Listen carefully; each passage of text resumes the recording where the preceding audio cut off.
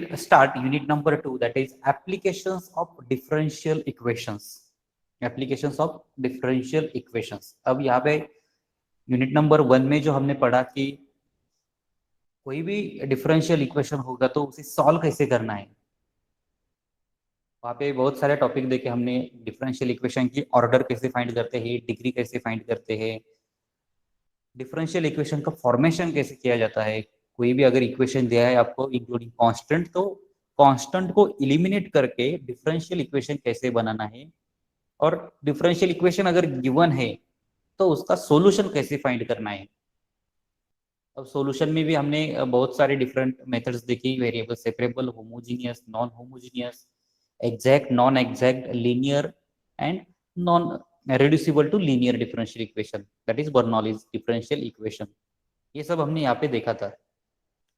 अब यहाँ पे यूनिट नंबर 2 में हम एप्लीकेशंस ऑफ डिफरेंशियल इक्वेशंस देखेंगे। मतलब डिफरेंशियल इक्वेशन, कोई भी अगर क्वेश्चन आपको दिया है, थ्योरेटिकल क्वेश्चंस, रियल लाइफ में जो क्वेश्चंस आते हैं उस टाइप के, तो उसे डिफरेंशियल इक्वेशन में कन्वर्ट करके कैसे सॉल्व किया जा सकता है। फॉर एग्जांपल पॉपुलेशन ग्रोथ है, इतने दिन में इतना पॉपुलेशन हुआ तो उतने दिन में कितना होगा, या फिर रेडियो एक्टिव एलिमेंट जो होता है सोडियम, इतने दिन में वो हवा में इतना स्प्रेड हो गया तो और 10 दिन में कितना हो जाएगा। इस टाइप के जो क्वेश्चंस होते हैं वो हम लोग यहाँ पे देखेंगे। या फिर न्यूटन कूलिंग लॉ भी आपने कभी सुना होगा फिजिक्स में।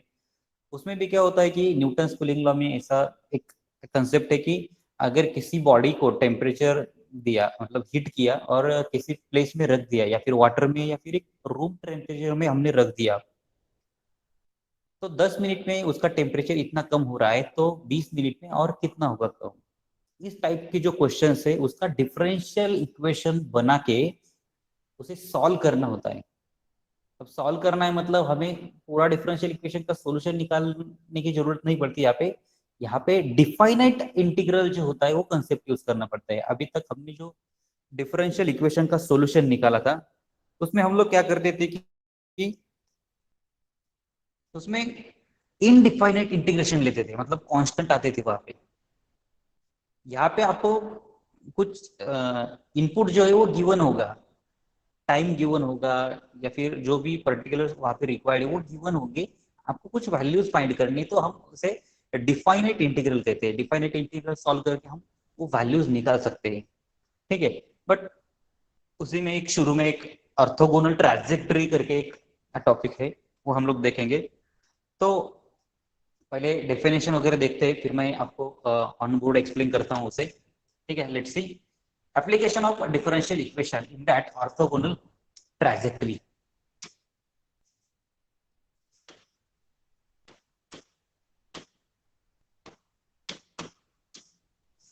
A curve which cuts every member of a given family of curve according to some definite law is called a trajectory of the family। Trajectory of the family मतलब क्या है कि कोई भी कर्व गिवन है वो दूसरे कर्व की फैमिली को कट करता है कुछ डिफाइनेट लॉ में। डिफाइनेट लॉ मतलब जहां पे वो कट करता है वहां पे कुछ डिग्री का एंगल बन रहा है, 90 डिग्री, 30 डिग्री, 45 डिग्री, ऐसा कुछ एंगल बन रहा है। ऐसा कुछ डिफाइनेट लॉ वहां पे डिफाइन किया है, तो उसको हम ट्राजेक्टरी कहते हैं, trajectory of the family. Family मतलब फैमिली क्यों कहा है यहाँ पे, क्योंकि एक सिंगल लाइन अगर कहेंगे तो वो फैमिली नहीं बनेगा, बट मल्टीपल लाइन्स है वहां पे। मल्टीपल लाइन्स को दूसरी मल्टीपल लाइन्स कट कर रही है परपेंडिकुलरली या फिर कुछ भी एंगल में, तो हम उसे ट्राजेक्टरी ऑफ द फैमिली कहते हैं। A curve which cut every member of a given family of curves at right angles is called orthogonal trajectory।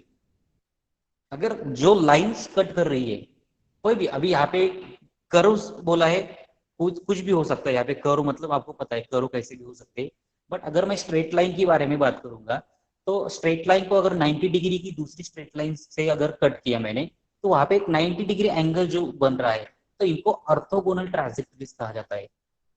Further, two families of curve are said to be orthogonal if every member of either family cuts each member of other family at right angle। ठीक है, मतलब किसी भी एक family का जो curve है दूसरे फैमिली के कर्व को राइट एंगल से कट कर रहा है, तो उनको हम लोग कहते हैं कि ऑर्थोगोनल ट्राजेक्टरी। वो किस टाइप का होता है एक बार देखते हैं हम।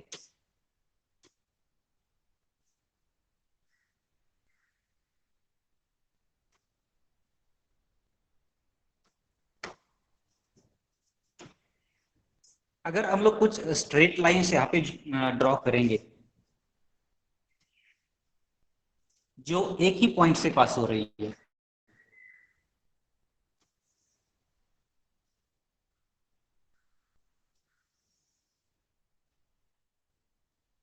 ठीक है, और भी यहाँ पे एक उस एक पॉइंट से पास होने वाली इनफाइनेटली मेनी यहाँ पे लाइंस बन सकती है। ठीक है, इन्फिनिटी लाइंस हम यहाँ पे एक पॉइंट से ड्रॉ कर सकते हैं।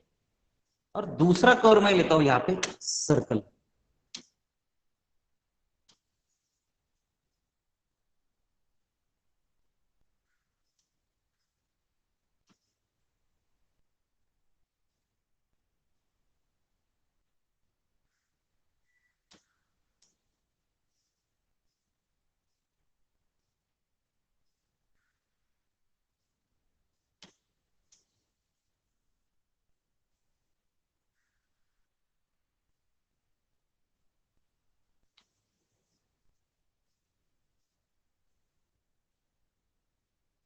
ठीक है, तो यहाँ पे आप देख सकते हैं कि मैंने कुछ स्ट्रेट लाइंस ड्रॉ की है, स्ट्रेट लाइंस, और दूसरी एक फैमिली है जो है सर्कल्स। अब हमें इक्वेशंस पता होते हैं सर्कल एंड स्ट्रेट लाइन के। अगर हम स्ट्रेट लाइन के बारे में बात करेंगे तो y is equal to m x. M मतलब क्या है, slope of the line, and x की वैल्यू जैसे चेंज करेंगे वहां पे y की वैल्यू चेंज होती रहेगी। यहाँ पे डिफरेंट लाइंस आप ड्रॉ कर सकते हैं। अगर m की वैल्यू 0 रखता हूं मैं, तो y इज इक्वल टू 0 मतलब x एक्सिस, राइट। उसके बाद अगर मैं y की वैल्यू सॉरी m की वैल्यू चेंज करता हूँ, तो यहाँ पे दूसरी लाइन मिलेगी, y is equal to m is equal to infinity रखता हूँ मैं। इन्फिनिटी मतलब स्लोप ऑफ लाइन इन्फिनिटी, मतलब पूरा vertical line, that is y axis. ऐसे हमें मल्टीपल लाइंस यहाँ पे मिलेगी। और दूसरा जो यहाँ पे कर्व ड्रॉ किया है वो है x square plus y square is equal to r square. मतलब बहुत सारे मल्टीपल सर्कल आपको यहाँ पे दिख रहे हैं जिनकी रेडियस अलग अलग है। बस यहाँ पे ओरिजिन से ही है, उनका जो सेंटर है वो ओरिजिन पे है, हमने कंसीडर किया है, और उनकी रेडियस अलग अलग है। यहाँ पे मल्टीपल सर्कल है। तो आप इसमें देख सकते हैं कि यहाँ पे जो एंगल बन रहा है सर्कल एंड स्ट्रेट लाइन के बीच में, वो 90 डिग्री का एंगल बनता है। ठीक है, जहां पे भी ये सर्कल उस स्ट्रेट लाइन को कट करता है वहां पे 90 डिग्री का एंगल बन रहा है। अब यहाँ पे बहुत सारे एंगल्स यहाँ पे बनेंगे, आप देख सकते हैं डायग्राम में। ठीक है, तो यहाँ पे मल्टीपल एंगल्स बनेंगे। तो जो एंगल्स यहाँ पे बन रहे हैं वो सब 90 डिग्री है, इसलिए हम इसे ऑर्थोगोनल ट्रांजेक्टरी कहते हैं। पहली बात ये है कि मल्टीपल लाइंस मल्टीपल सर्कल्स को एक किसी एंगल में कट कर रहे हैं, पर्टिकुलर फिक्स है वो एंगल, इसलिए उसको ट्रांजेक्टरी ऑफ फैमिली कहा है। और बट इसमें 90 डिग्री का एंगल है, मतलब ऑर्थोगोनली वो कट कर रहे हैं, इसलिए हम ऑर्थोगोनल ट्रांजेक्टरी कहते हैं उसको। अब एक इक्वेशन अगर हमें दिया है y is equal to m x, तो क्वेश्चन क्या रहेगा कि if y is equal to m x is given curve family of curve, क्योंकि y is equal to m x मतलब इन्फिनिटी लाइंस होगी m की वैल्यू चेंज करने के बाद, राइट। तो यहाँ पे y is equal to m x is given curve, find orthogonal trajectory of y is equal to m x. Orthogonal trajectory find करनी है आपको इसकी। तो ऑर्थोगोनल ट्रांजेक्टरी क्या है, यहाँ पे सर्कल है, वो फाइंड करना है आपको, सर्कल का इक्वेशन फाइंड करना है y is equal to m x को यूज करके। तो यूज कैसे कर सकते हैं, दोनों में डिफरेंस क्या है, डेरिवेटिव का कंसेप्ट वहां पे कैसे यूज कर सकते हैं, डेरिवेटिव का मीनिंग वहां पे क्या है, वो सब कंसेप्ट यहाँ पे अगर हम देखेंगे तो आप देख सकते हैं कि देखिए यहाँ पे consider one parameter family of curve. Okay. Consider one parameter family of curves in xy plane defined by f of x, y, c equal to 0. जैसे कि हमने वहां पे इक्वेशन लिया था y is equal to m x, x है, y है और एक कांस्टेंट है, m मतलब कांस्टेंट यहाँ पे c से डिनोट किया, where c denote the parameter differentiating equation 1 with respect to x and eliminating c between 1 and resulting equation we get the differential equation. Formation of differential equation में हमने क्या पढ़ा था कि कांस्टेंट जो होते हैं उनको इलिमिनेट करना है, इलिमिनेट करने के बाद हमें एक डिफरेंशियल इक्वेशन मिलता है, we get the differential equation of the family, जो भी फैमिली का इक्वेशन दिया था पहले हमें उसको डिफरेंशिएट करने के बाद हमने वहां से कांस्टेंट को इलिमिनेट किया। अब कांस्टेंट को इलिमिनेट करने के बाद नया हमें एक डिफरेंशियल इक्वेशन मिला, वो क्या है कि डिफरेंशियल इक्वेशन ऑफ फैमिली, जो इक्वेशन दिया था उसके फैमिली का differential equation. Suppose capital F of x y d Y by D x equal to 0। अब जो नया डिफरेंशियल इक्वेशन मिलेगा इसमें कांस्टेंट सी तो नहीं रहेगा ना, इसमें क्या रहेगा, अभी डेरिवेटिव की टर्म रहेगी d Y by D x, means new function include x y and d Y by D x, ये होगा डिफरेंशियल इक्वेशन। अब ये जो डिफरेंशियल इक्वेशन है उसमें dy बाई डी एक्स का एक टेंजेंट है, टेंजेंट मतलब slope of the curve. Tangent सबको पता है कैसे फाइंड करते हैं, डेरिवेटिव निकालने के बाद जो इक्वेशन मिलता है वहां पे पॉइंट की वैल्यू पुट करेंगे तो टेंजेंट का स्लोप मिलता है हमें, राइट। अब हमें क्या फाइंड करना है, ऑर्थोगोनल ट्रैजेक्टरी, मतलब इसे जो परपेंडिकुलर फैमिली रहेगी उसका इक्वेशन फाइंड करना है। तो दोनों में डिफरेंस क्या रहेगा, ऑर्थोगोनल मतलब परपेंडिकुलर, तो दोनों की टेंजेंट भी एक दूसरे को परपेंडिकुलर रहेगी, राइट। अगर मैं कहूंगा कि m1 is the slope of first family of curve, m1 is the slope of first family of curve, तो इसकी ऑर्थोगोनल फैमिली का जो कर्व बनेगा उसका स्लोप क्या रहेगा, कोई बता सकता है?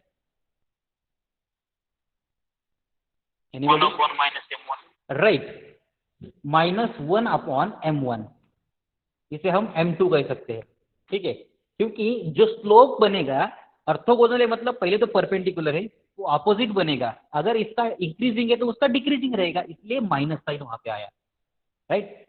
तो ऐसे ही हम स्लोप अगर चेंज करते हैं वहां पे तो हम नया डिफरेंशियल इक्वेशन बनाएंगे। To obtain the equation of the orthogonal trajectory we replace dy by D x by minus d x by d y, क्योंकि यहाँ पे क्या था dy बाई डी एक्स मतलब क्या है, slope of the tangent.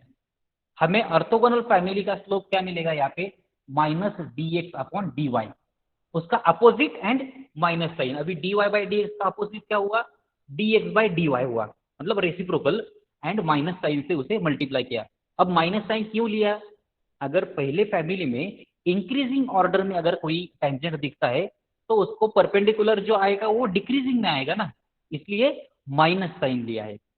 And get the differential equation of orthogonal trajectory that is capital F x y minus d x by d y equal to 0। अब यहाँ पे जो dy बाई डी एक्स था उसकी जगह पे क्या आया, minus d x by d y. Now solution of this differential equation which will yield the equation of orthogonal trajectory.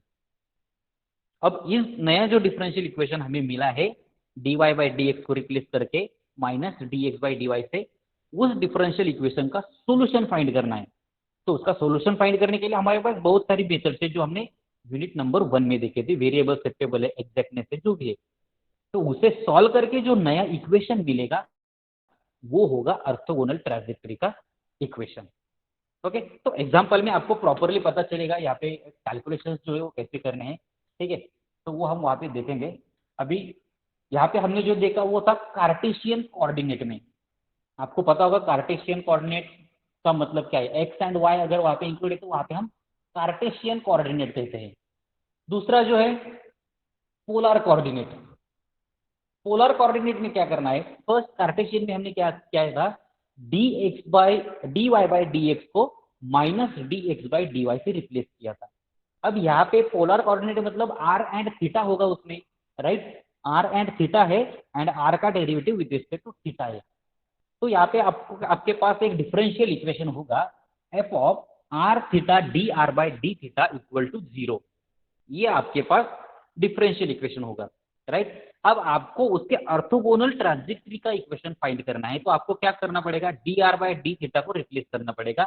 वो रिप्लेस किससे करना है वो बहुत ही इंपॉर्टेंट है।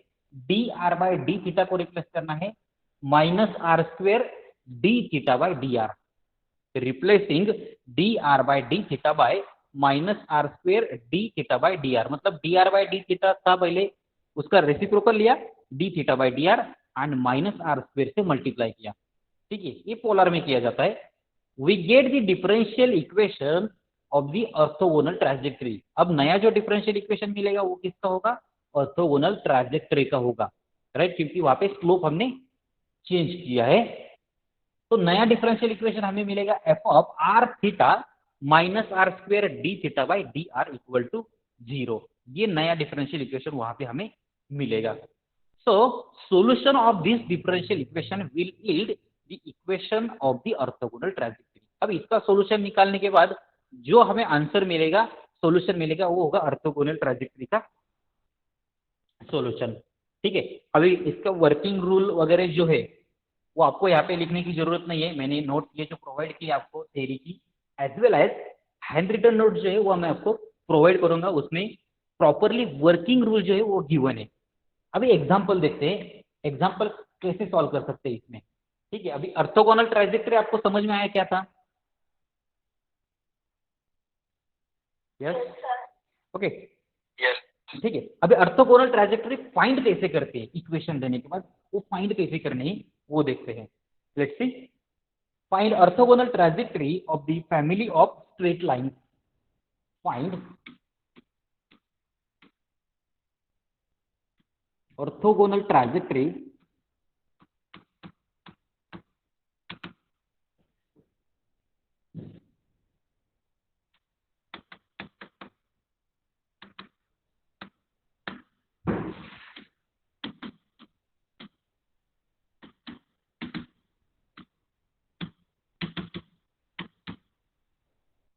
Find orthogonal trajectories of the family of straight lines y is equal to mx।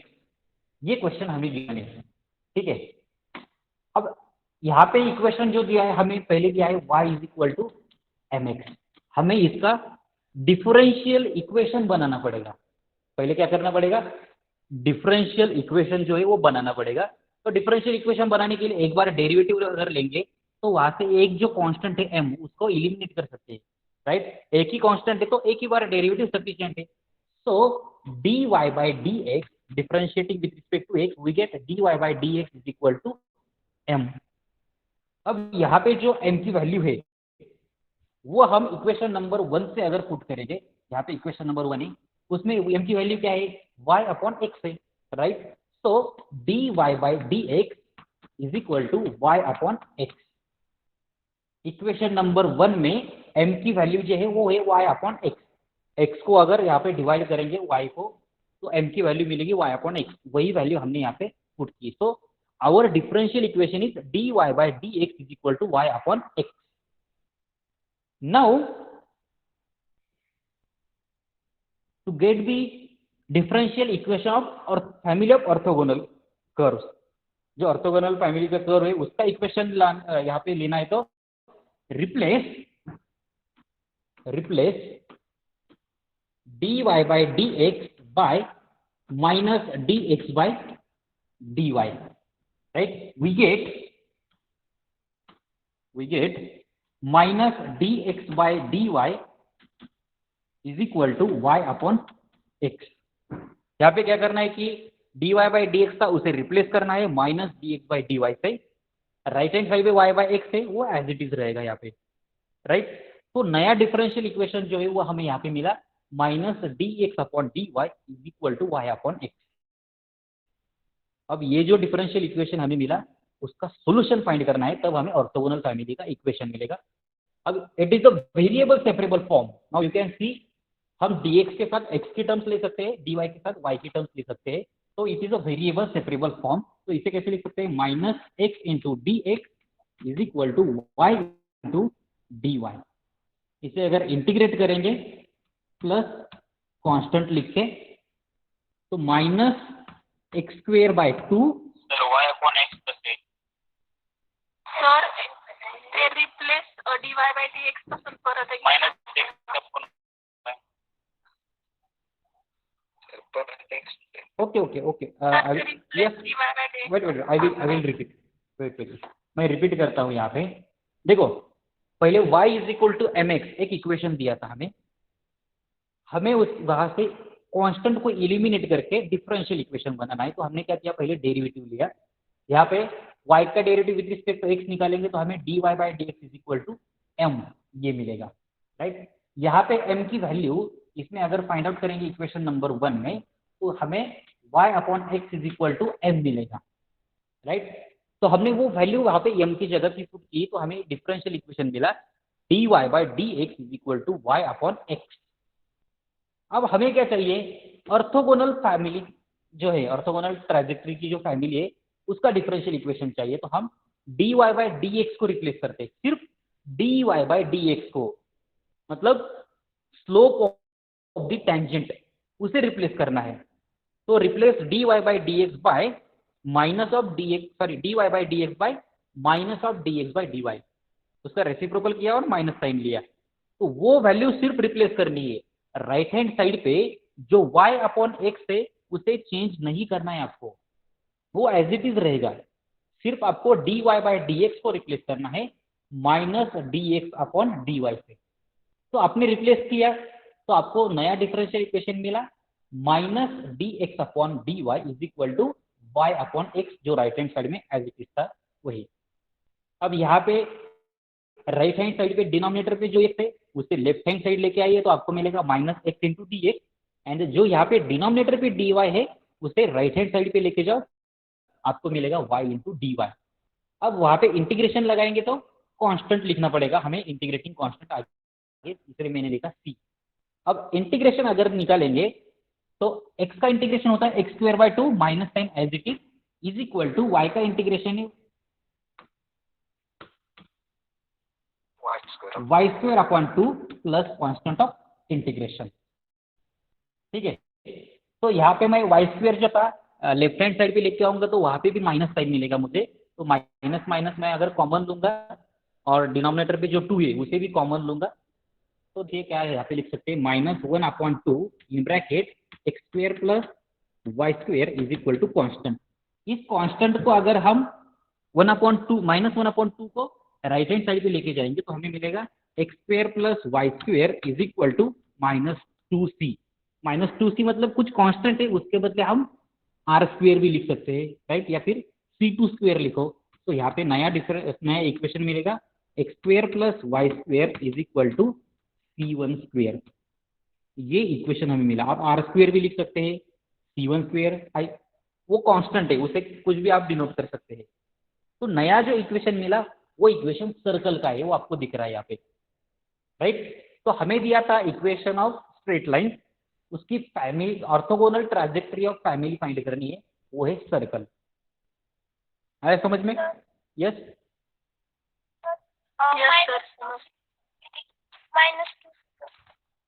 Minus 1/2, यहाँ पे जो माइनस नहीं, यहाँ पे देखो राइट हैंड साइड पे minus x square by two था एंड राइट हैंड साइड पे y square by two plus constant था।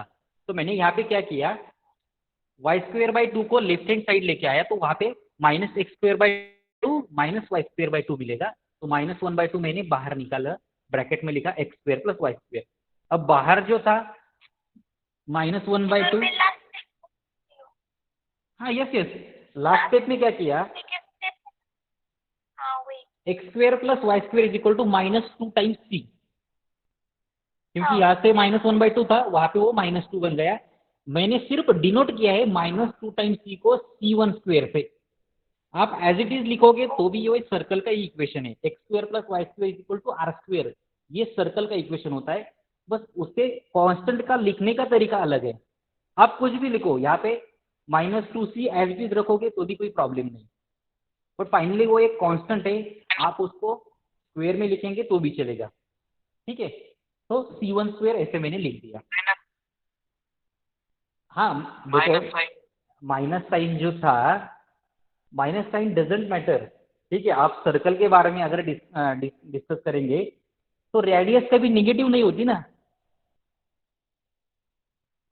उसे बस डिनोट किया है, रेडियस कभी निगेटिव नहीं होती, उसे बस डिनोट किया है। हम कांस्टेंट ऑफ इंटीग्रेशन प्लस सी लिखे या फिर माइनस सी लिखे, क्या फर्क पड़ता है, वो कांस्टेंट ही है ना, राइट, वो कांस्टेंट ही है। कांस्टेंट को आप किसी भी तरीके से लिख सकते हो, जैसे कि हम लास्ट यूनिट नंबर 1 में कांस्टेंट को सी लिखते थे, कभी लॉग सी लिखते थे, अकॉर्डिंगली जैसे हम कैसे भी लिखे उसको, इट डजेंट मैटर, ठीक है। तो -2c को हम मैंने सी 1² लिखा, या फिर आप r² लिखो उसको, तो आपको सर्कल का जो इक्वेशन है वो मिलेगा वहां पे। तो मैं यहाँ पे उसकी जगह पे r² लिखता हूँ, ठीक है। तो -2c की जगह पे मैंने r² लिख दिया, कोई फर्क नहीं पड़ेगा।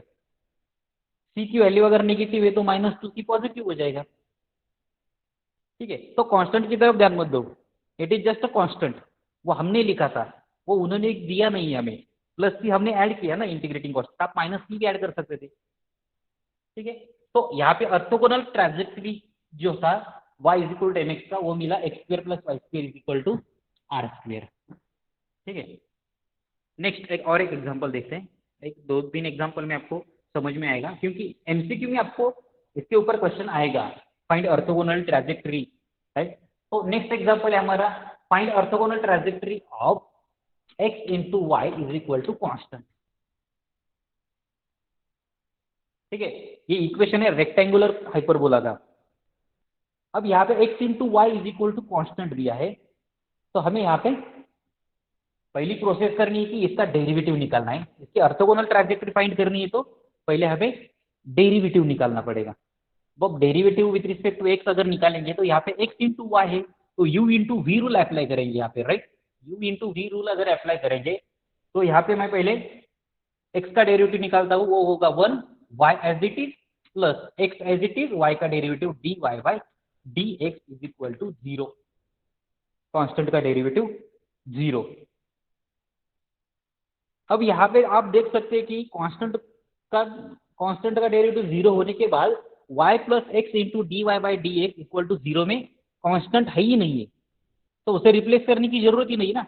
एक बार डेरिवेटिव निकालने के बाद जो कांस्टेंट था वो एलिमिनेट हो चुका है, उसमें c है ही नहीं, तो रिप्लेस करने की जरूरत नहीं है।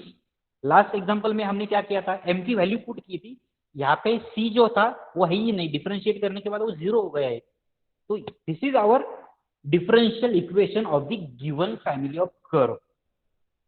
अब यहाँ पे रिप्लेस क्या करना है, ऑर्थोगोनल ट्रैजेक्टरी फाइंड करने के लिए replace dy by dx by minus of dx upon dy। इससे अगर रिप्लेस करेंगे हम तो हमें नया डिफरेंशियल इक्वेशन मिलेगा, वो होगा y minus x into D x upon d y equal to 0। ये हमारा नया इक्वेशन होगा, राइट। तो इस नए इक्वेशन को हमें सॉल्व करना है। इंपॉर्टेंट यही है कि रिप्लेसमेंट, बहुत बार स्टूडेंट क्या करता है कि डेरिवेटिव निकालते हैं, डिफरेंशियल इक्वेशन मिलता है, फिर उसे सॉल्व करते हैं, तो आपको सेम इक्वेशन मिलेगा, सेम आंसर मिलेगा ना। y plus x into D Y by D x को सॉल्व करोगे तो x into Y is equal to constant यही मिलेगा, तो रिप्लेस करना भूल जाते हैं और उसका सोल्यूशन निकालते हैं वो सेम मिल जाता है। ऐसा कभी नहीं होगा ना, आपको ऑर्थोगोनल ट्रैजेक्टरी फाइंड करनी है तो रिप्लेस करना पड़ेगा। Yes please. रेडियसची टर्म कॉन्स्टंट आली पाहिजे का हो, रेडियस रिप्लेसमेंट? रेडियस जी आहे ती टर्म जी आहे ती कॉन्स्टंट नाही, it is a parameter.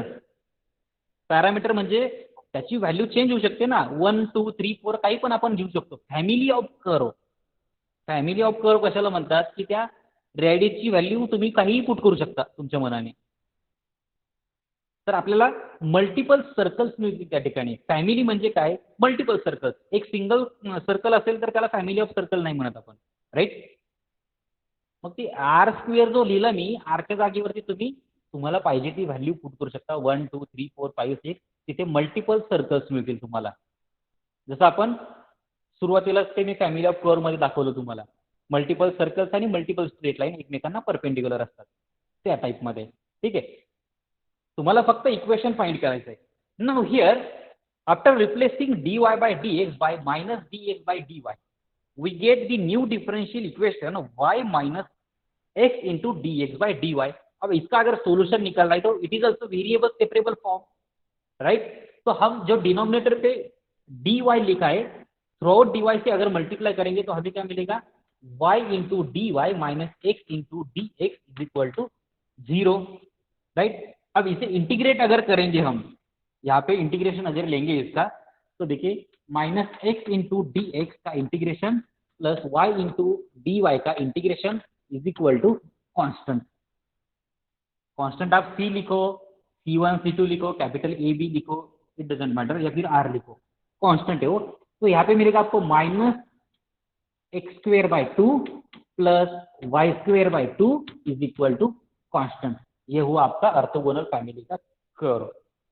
As it is रखोगे तो भी सॉल्यूशन है, बट एमसीक्यू में क्या होता है, कभी कभी थोड़ा सा सिंप्लीफाई किया होता है, माइनस साइन कॉमन निकालूंगा, 1/2 कॉमन निकालूंगा, तो यहाँ पे आपको मिलेगा X square minus Y square is equal to constant. तो X square minus Y square is equal to minus 2 times सी।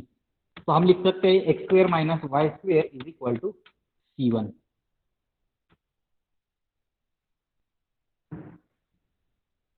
ठीक है। अभी पैराबोला, हाइपरबोला, इनकी और सबको पता है, ये किसका कर्व है? स्क्वायर रेडियस का स्क्वायर C1 स्क्वायर। स्क्वेयर लिखो नहीं लिखो, इट डजेंट मैटर, मैंने आपको बोला ना वो कांस्टेंट है।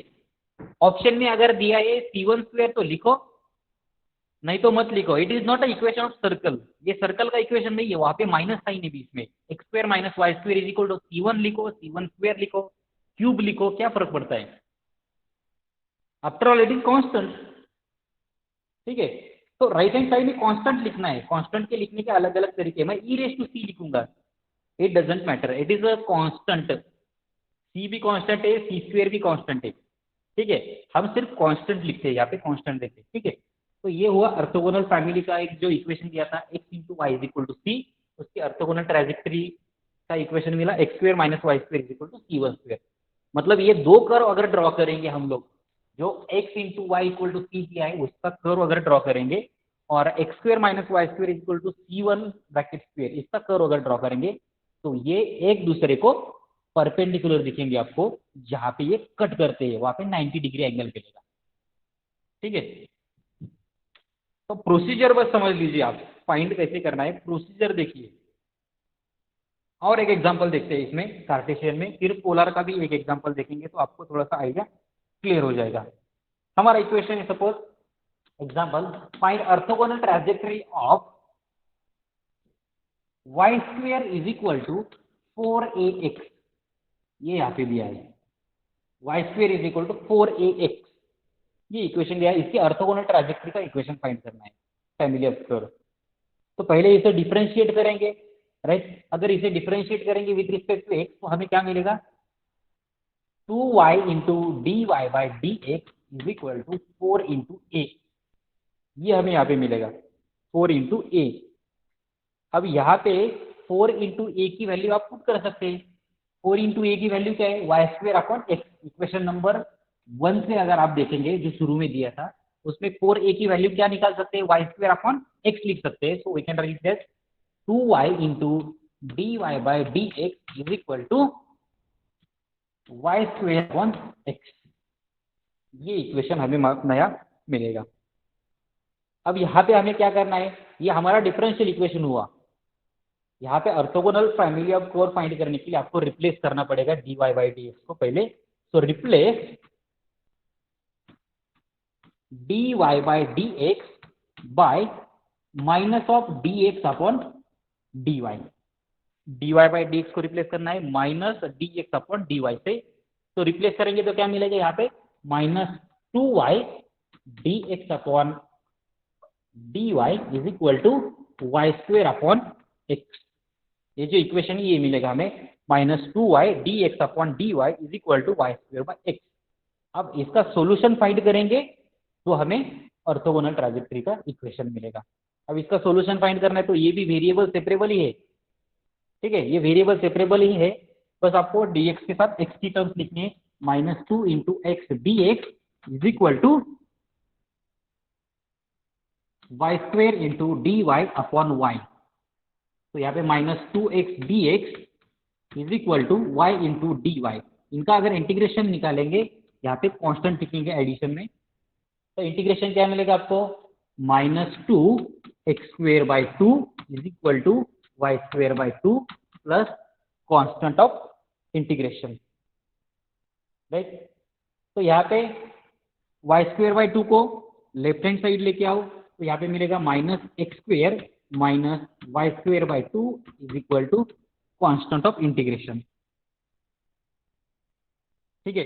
अब इसमें से माइनस साइन कॉमन निकालो, 1/2 कॉमन निकालो, जो भी है एज इट इज रखोगे तो भी कोई प्रॉब्लम नहीं है। आप ऐसे भी लिख सकते हैं x² minus plus y² 2 is equal to -t, ऐसे लिखो, या फिर 2 times x² plus y² is equal to constant, ऐसे भी लिखोगे तो भी चलेगा। लिखने के तरीके अलग अलग है, मीनिंग सेम होता है, ठीक है। तो ये मिला आपको ऑर्थोगोनल ट्रांजैक्टरी का इक्वेशन। अब पहले y² is equal to 4ax, ये किसका इक्वेशन है, सर्कल, हाइपरबोला, पैराबोला, बोलो, yes it is a parabola. And last में जो इक्वेशन मिला x² plus y² 2 is equal to constant, it is a ellipse, x² 1² plus y² √2² is equal to -3, ये हुआ ellipse. अगर क्वेश्चन में आपको पूछेंगे कि which of the following is orthogonal trajectory of parabola,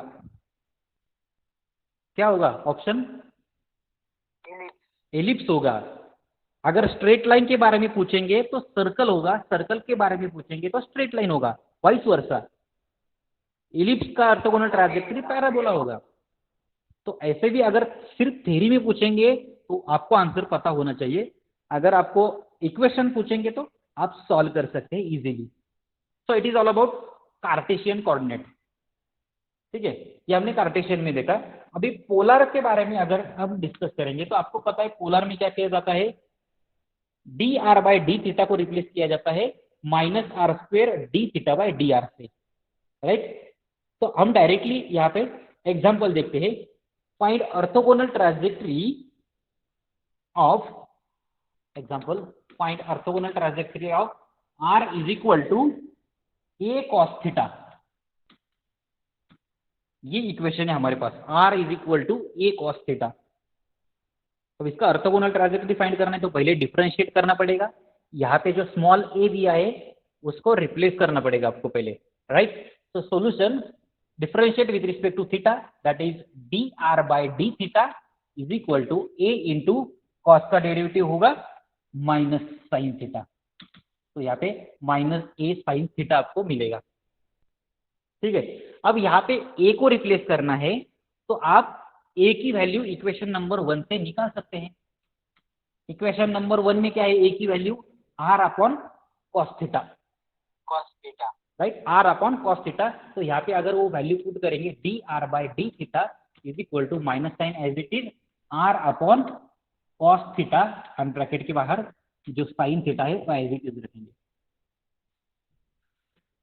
तो ये जो इक्वेशन मिला आपको उसे थोड़ा और सिंप्लीफाइड मोड में लिखेंगे तो dr/d theta is equal to -r into tan theta, which is our differential equation of given curve, which is our differential equation. Now we have to find differential equation of orthogonal family. तो यहाँ पे replace करना पड़ेगा, replace dr/d theta by -r² into d थीटा/dr। देखो आपको 1 marks के लिए ये भी पूछ सकते हैं कि पोलर फॉर्म में dr/d थीटा को किससे रिप्लेस करते हैं, ऑप्शन में होगा -r² d थीटा/dr या फिर -r d थीटा/dr, सिर्फ d थीटा/dr होगा। तो देखिए कार्टेशियन कोऑर्डिनेट xy में क्या होता है, dy/dx को -dx/dy से रिप्लेस करते हैं, पोलर में dr/d थीटा को -r² d थीटा/dr से रिप्लेस करते हैं। अगर यहाँ पे रिप्लेस करेंगे तो आपको क्या मिलेगा, देखो -r² d थीटा/dr। Yes, any question? Please mute.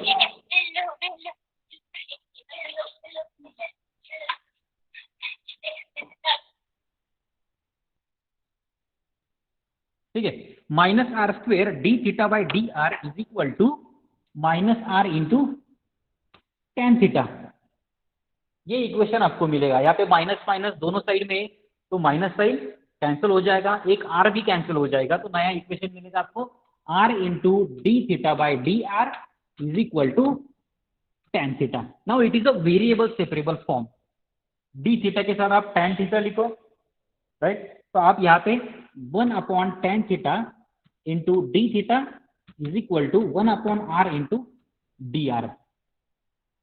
आप इस tan थीटा को 1/tan को कॉट भी लिख सकते हैं। Integration of cot theta into d theta is equal to integration of 1/r d r plus constant of integration. Constant लिखो या फिर जरूरत पड़े तो आपको पता है इंटीग्रेशन लॉग आने वाला है तो लॉग लिखो, ठीक है। तो कॉस थीटा का इंटीग्रेशन क्या मिलेगा, log of sine theta is equal to log of r plus मैं यहाँ पे लॉग ऑफ C1 लिखता हूँ, लॉग ऑफ C1, C को लिखा मैंने लॉग ऑफ C1। तो यहाँ पे देख सकते हैं कि आप लॉग को अगर रिमूव करेंगे तो लॉग आर को यहाँ पे लेके आओ तो यहाँ पे मिलेगा sine theta upon r is equal to C1। ये आपको सोल्यूशन मिलेगा अगर आप लॉग रिमूव करोगे। अब लॉग की प्रॉपर्टी जो है वो आपको पता है, या फिर sine theta is equal to r into C1, ये आपको यहाँ पे सोल्यूशन मिलेगा। तो इस टाइप की जो क्वेश्चन है वो आप इजीली फाइंड आउट कर सकते हैं, सॉल्व कर सकते हैं, ठीक है, डिफिकल्ट नहीं है। और भी क्वेश्चन है हैंड रिटन नोट्स में या फिर टाइप किए हुए जो नोट्स है उसमें भी आप देख सकते हैं, और भी क्वेश्चंस मिलेगी आपको। तो ध्यान में क्या रखना है, ये रिप्लेस कैसे करना है और सोल्यूशन कैसे फाइंड करना है। सोल्यूशन इजी होता है, ऑलमोस्ट ये वेरिएबल सेपरेबल ही होता है, बस आपको रिप्लेस क्या करना है वो देखना है, ठीक है। ये हुआ ऑर्थोगोनल ट्राइजेक्टरी के बारे में।